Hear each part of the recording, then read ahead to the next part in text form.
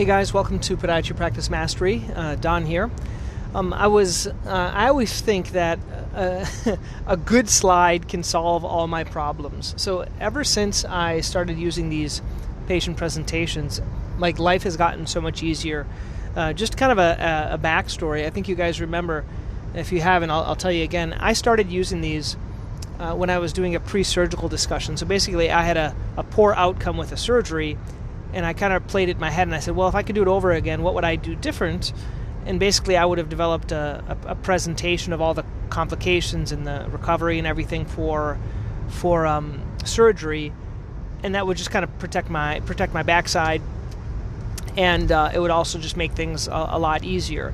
And so ever since then, I keep on improving this. So once again, if you guys haven't, go to podiatrypracticemastery.com/free, and you can see there's a section in there on patient presentations, and you can get my surgery slide deck. Basically, that was the first one I did, and then my plantar fasciitis one.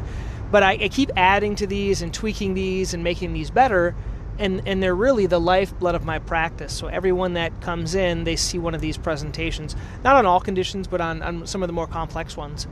But what I want to talk today about is one thing that I'm trying to improve, and I always think that a good slide can help me with this, is how to explain and almost distinguish the difference between a non-custom and a custom orthotic. In my place here in Massachusetts, they are not covered. So, how can I make the patients and have the patients understand the importance to give me that $550? And so, like I do with most things, I just kind of throw it out there and I ask people. So if you are listening and you have some good ideas, please let me know.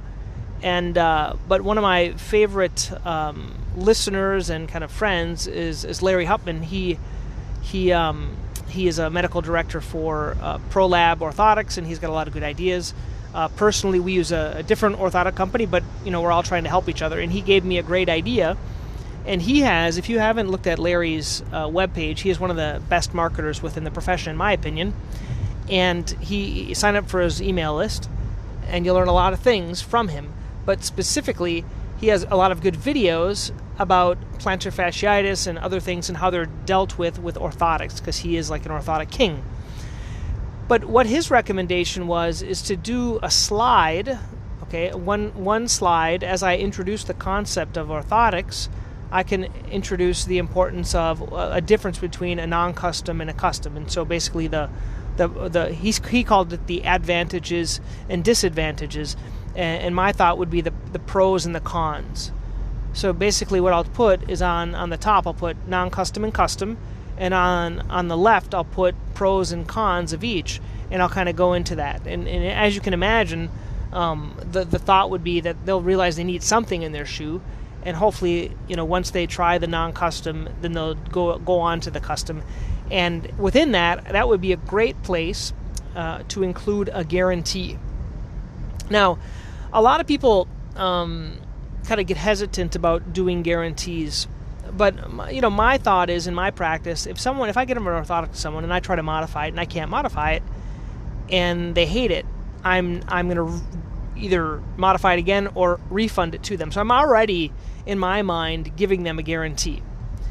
And so you might as well advertise it so you can get the benefit of the guarantee.